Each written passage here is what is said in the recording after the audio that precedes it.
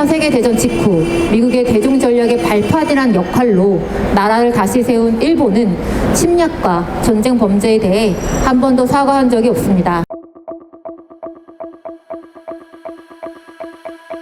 지난 4월 2일 제주 동남방 지역 한일 간 방공식별구역 중첩구역 일대에서 한일 공중훈련이 실시되었습니다. 미국의 B-52H 전략 폭격기가 동원된 이번 훈련은 지난 1월 제주 남방 공해상에서 실시된 한미일 해상훈련에 이어 한미일 훈련으로는 올해 두 번째 실시되는 훈련입니다. 중요한 점은 훈련 장소가 제주 동남방 지역이라는 것입니다. 이곳은 요즘 긴장이 고조되고 있는 남중국해 근처로 한미일의 훈련이 중국을 겨냥하고 있다고 말해주고 있습니다. 한국이 이웃국가인 중국과 적대할 이유를 국민들은 도저히 모르겠는데 윤석열 정부는 미국의 대중국 압박 전략에 돌격대를 자처하며 정치, 경제, 군사 면에서 열심히 선봉대 역할을 하고 있습니다.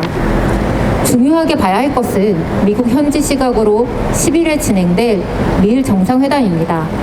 기시다 총리는 미국 국빈 방문을 앞두고 CNN과 진행한 인터뷰에서 역사적인 전환점에 서 있다며 이웃에 탄도미사일과 핵무기를 개발하는 나라들이 있고 불투명한 방식으로 국방 역량을 증강 중인 나라들, 그리고 남중국해에서 힘에 의한 일방적인 현상 변경 시도를 하는 나라들이 있다며 안보 능력을 근본적으로 강화하고 일본의 안보 정책을 크게 전환하겠다라고 했습니다. 일본은 2022년 안보 법제 개정을 통해 적기지 공격 능력을 구체화하고 최근에는 미국의 첨단 무기를 일본에서 공동 생산, 수출하기로 했습니다. 또한 미국, 필리핀과 함께 남중국해 일대에서 3국 훈련 및 순찰을 위해 일본 자위대의 필리핀 순환 배치를 협의할 예정입니다. 최근 기시다가 북한과의 정상회담을 제안하는가 하면 한국과 일본에서 한중일 정상회담을 5월 중에 추진하려는 움직임이 있는데 일본의 적극적인 군비 증강과 군국주의 부활 움직임을 보면 대화 제안의 진정성이 전혀 느껴지지 않습니다. 문제는 미국의 대중국 군사 전략이 구체화되어 가고 있고 여기에 한국 정부가 적극 가담하고 있다는 것입니다. 람 이메뉴얼 주일 미국 대사는 미국의 군사 전략이 나토와 같은 거점 중심 동맹 구조에서 오커스나 쿼드, 한미일 군사 동맹과 같이 세네 개 동맹국으로 구성된 격자형 구조 전략으로 바뀌어 가고 있다고 밝혔습니다. 미국의 동아시아 전략에서 더욱 굳건한 입지를 다지고 있는 일본과 함께 한국은 한미일 군사협력 강화를 통해 미일 동맹의 하위 동맹 체계로 깊숙이 빨려 들어가고 있습니다. 이번 미일 정상회담에서 오커스 필러 2 이야기가 나오고 있습니다.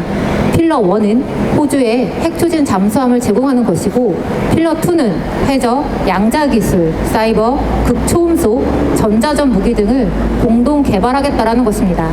오커스 참여국인 미국, 영국, 호주에 더해 미일 정상회담 이후 일본을 포함시키겠다라고 합니다. 미일 간의 첨단 무기 공동 개발이 이 일환인 것으로 보여지며 문제는 이 오커스 필러 2에 한국도 참여 요청을 받을 수 있다는 것입니다. 오커스 필러 2는 선진국 간 첨단 기술 공동 개발이 아닙니다. 미국이 동맹을 동원하여 중국을 전방위적으로 압박하고 있고 여기에 동맹국들이 동원되어 미국을 도와 또는 대신해서 중국 압박의 여러 분야에서 역할을 하게 되는 것입니다. 윤석열 정부가 피해자들의 의식에 반하는 강제동원 제3자 변제안이라는 폭력적인 해결 방안을 내놓으며 했던 말이 물컵의 나머지 반잔은 일본이 채워야 한다는 것이었습니다. 하지만 일본은 나머지 반잔을 채울 생각이 전혀 없습니다. 최근 배상을 거부하고 있는 일본 전범 기업의 사과를 받아내기 위해 징용 피해자 가족들이 직접 일본 본토로 날아갔습니다. 전범 기업은 이 가족들을 문전박대로 응대했습니다.